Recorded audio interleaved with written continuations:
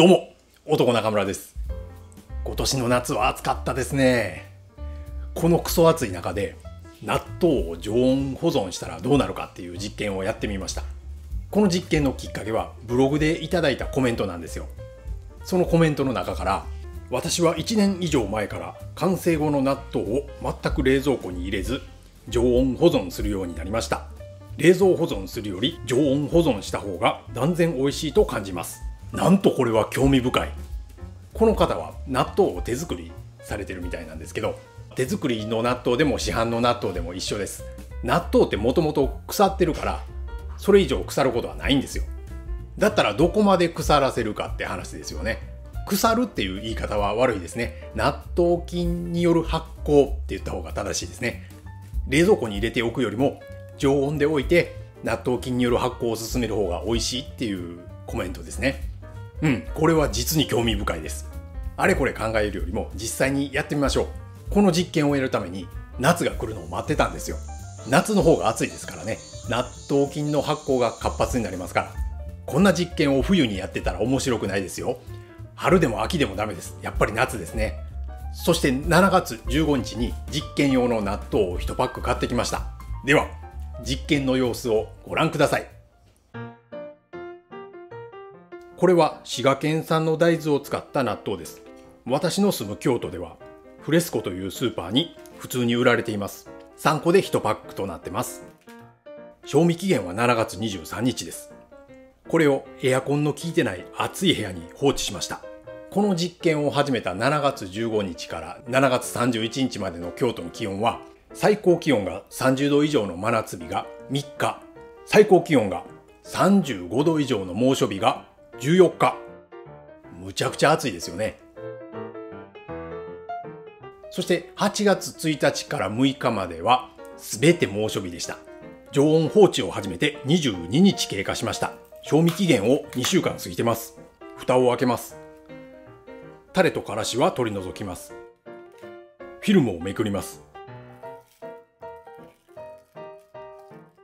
糸がほとんど引かずにフィルムをめくることができました。拡大して見てみましょう。赤茶色くなってますね。買ったばかりの納豆よりも色が濃くなってますね。少し醤油をかけて混ぜます。そんなに糸を引きません。糸引く力は弱まっているようです。これで食べてみます。では、いただきます。匂いが違いますよ。なんかエビのような香りがします。食べてみましょ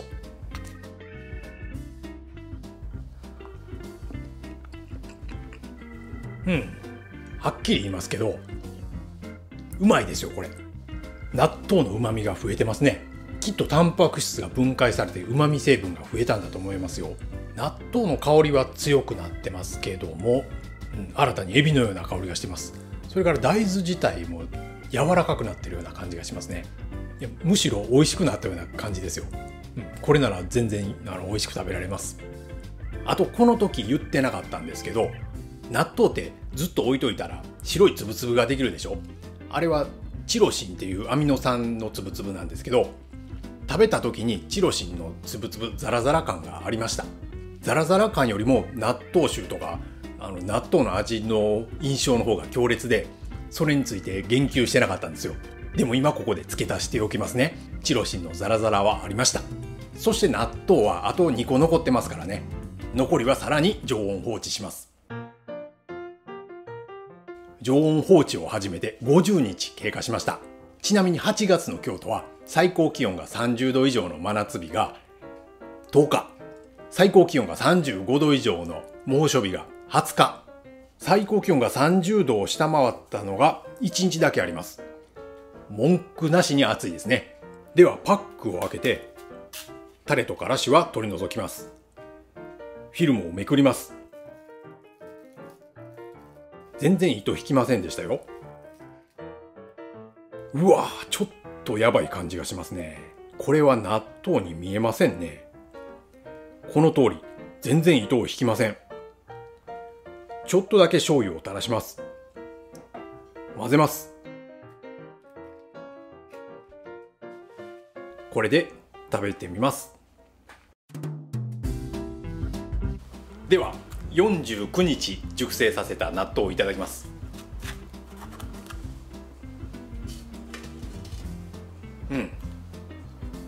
納豆臭です。さらに納豆臭が濃くなった感じですね。水分が抜けてるからより凝縮されてるかもしれません。ちょっとではいただいてみます。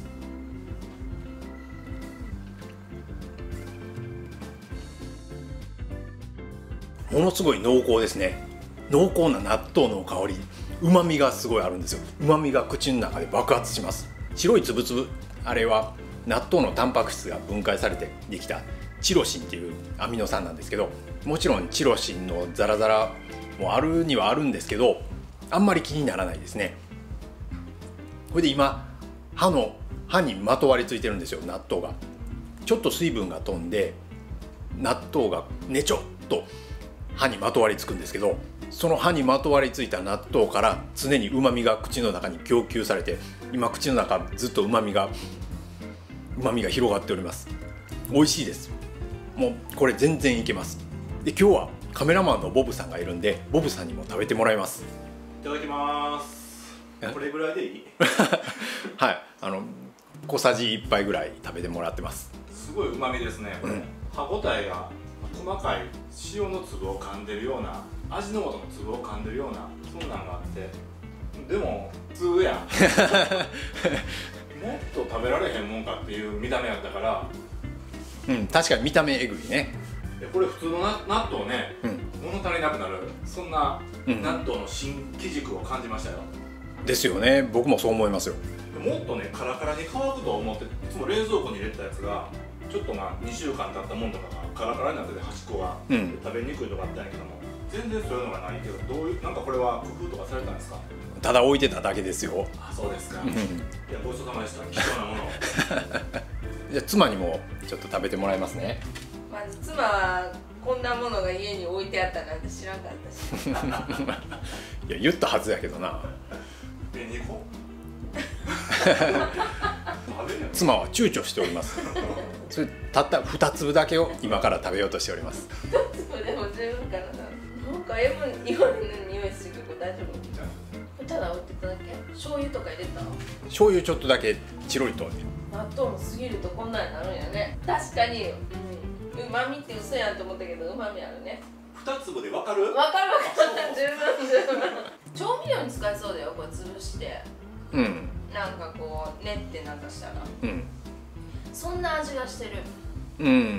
可能性あるね、そういう新たな可能性。そんな調味料の味してるわ。そのうまみがあるからね、そのうまみを生かしてね、口の中が普通の納豆のどれぐらいあるんだろう、威力がすごいねこれ、もうこんな姿になるんやと。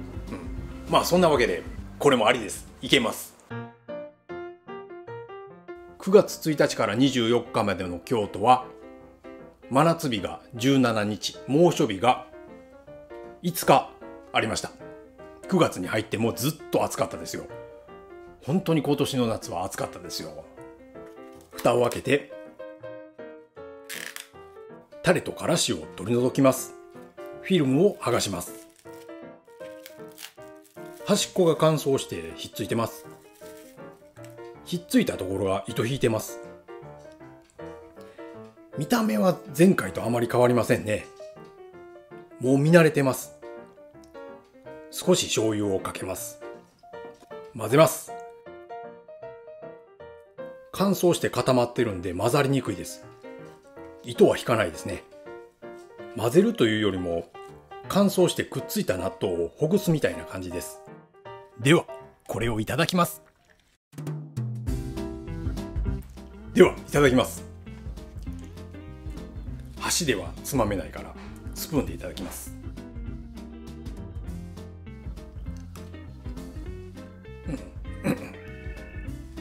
見ていただいたら分かるように水分がだいぶ飛んでるんですよ。でも水分が飛ばないように袋に密閉して入れようかなと思ったんですけど、酸素の供給も必要かなと思ってやっぱり袋に入れずにそのまま置いといたんですよ。どっちがいいかっていうところまではまた新たに実験しないとわからないですけどね。とりあえず現段階ではものすごい旨味です。噛み砕いたら口の中でだんだん溶けていくんですけどね、溶けるとともに旨味がバーって広がるんですよ。納豆の香りも広がりますよ。それで今も奥歯にちょっと残ってるんですけど、それが溶け出しながら口の中に旨味が残ってます。ずっと今も口の中旨味がいっぱいです。水分が抜けた方が納豆の強烈な匂いが弱まってるような感じがしますね。最初食べたあれ22日熟成だったかな、あの時に食べたものは納豆臭が口の中で爆発したんですよ。強烈な納豆臭が口の中でボコーンって爆発して、ちょっと驚きましたけど、今回は私が慣れただけかもしれないですけど、口で溶けるとともに納豆臭はするんですけど、そんなにきつくはなかったです。それで今食べて思ったんですけど、これを京都にある大徳寺納豆にちょっと似てますね。大徳寺納豆はもうちょっと塩分が含まれてるんですけど、大徳寺納豆っていうのは大豆を麹菌を生やしてそれで乾燥させたものみたいですね。納豆っていう名前はついてるけど納豆とはちょっと違うみたいなんですけどね。でもそれにちょっと似た味がします。それで大徳寺納豆っていうのはいろんな料理にアレンジされるんですよ。調味料アクセントみたいな感じですかね。そんな風にアレンジされてるんで、この納豆も同じようにアレンジできるんではないかなと思いまして、ちょっとこれをアレンジして料理してみようと思います。まだ実験は続きますよ。まずは味噌汁に納豆を溶かしてみようと思います。お椀に3粒ほど入れます。スプーンでちょっと細かくしておきます。ここに熱湯を少し注ぎます。また潰します。しばらく置いといたらちょっと溶けました。味噌汁は手抜きしてこれを使います。袋を開けてフリーズドライの味噌汁を入れて熱湯を注ぎます。混ぜたら完成です。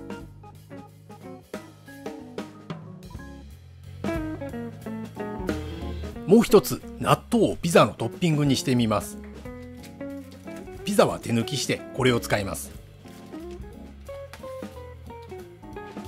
ラップをめくります。納豆をばらまいていきます。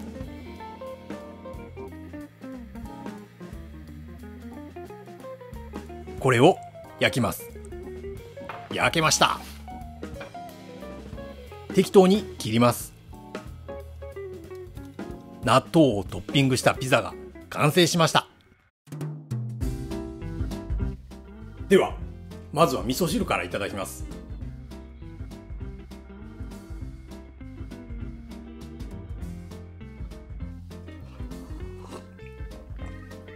あんまり変わらんな。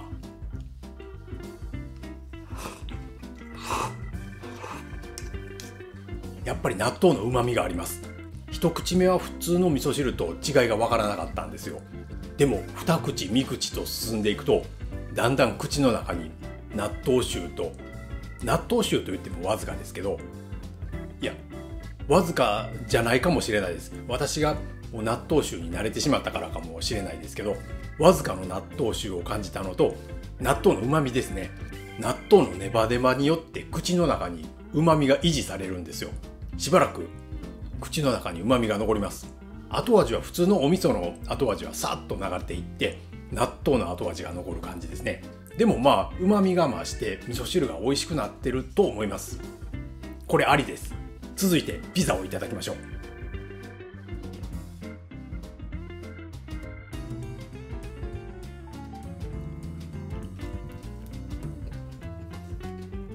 あんまり納豆の味わからないですよ。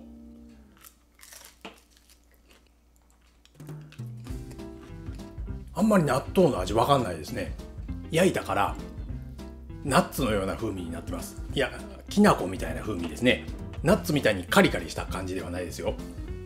ピザの上にナッツのような風味のカリカリとまではしてない納豆が乗ってて、でもやっぱり後味、口の中に旨味が残るんですよ。しつこい旨味が残ります。これはやっぱり納豆由来の旨味ですね。ついでにチーズとかの旨味も口の中に残ってますね。納豆単独で食べた時よりもマイルドな印象です。こういうのもありかと思います。ここで補足説明があります。あの後家族にもピザを食べてもらったんですよ。そしたら家族の反応はですね、すっごい納豆の香りだ、納豆強烈だとか、納豆の味でピザがかき消されたとか、そんな意見ばっかりだったんですよ。だけどみんな美味しいとは言ってました。ということでやっぱり納豆臭が強烈なままだったんですね。私はもう強烈なのを食べ過ぎて慣れてしまったんですね。家族に言わせると私はもう味覚が麻痺してしまったんだって言われてしまいました。私の説明だけを聞いてた方には納豆臭がマイルドになったっていう風に伝わってしまったから、一応ここで補足させてもらいます。というわけで納豆を真夏に常温保存するっていう実験をやってみまして、私納豆食べてきましたけど、常温保存した納豆を食べてきましたけど、お腹壊すとかそんなことはなかったですよ。むしろこれお腹にいいんじゃないかって思ってます。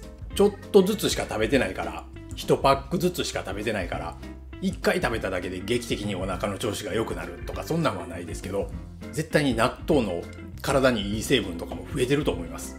科学的な根拠は何にもないですよ。ただそう思っただけですよ。それで買ってきたばかりの冷蔵庫に保存した納豆のなんと味のないことかっていうふうに思うんですよ。だからもうこの実験の途中で新たに納豆を買ってきては冷蔵庫に入れずに常温で置いてそれを食べたりしてました。真夏に常温で 2,3 日置いておくだけで結構強い納豆臭がしてきますよ。でもそれやっぱり納豆のそれこそ納豆の味ですよ。匂いのしない納豆っていうのは、納豆が嫌いな人はそういうのから徐々に慣れていったらいいかもしれないですけど、納豆好きな人はどんどん常温で納豆菌の発酵を進めてから食べた方が絶対美味しいし体にいいと思います。冷蔵庫入れなくなるとね、電気代の節約にもなって冷蔵庫のスペースも空きますからね、いいことばっかりですね。というわけで今回の動画が面白いとかためになったって思ってくださった方はいいねとチャンネル登録をお願いします。このチャンネルではこんな感じでちょっと変わった料理の方法とかをアップしてます。他にもブログ、Twitter 改め X、インスタグラムもやってます。 X ってまだ言い慣れてないんですよ。それはさておき、ブログはもう10年以上やってまして、今までの全ての情報がブログで見れますんで、今までアップした全ての動画もブログの方行ったら見れますんで、ものすごい情報量ですから、興味のある方は男中村で検索してみてくださいね。はい、今回は以上です。最後までご視聴いただきましてありがとうございました。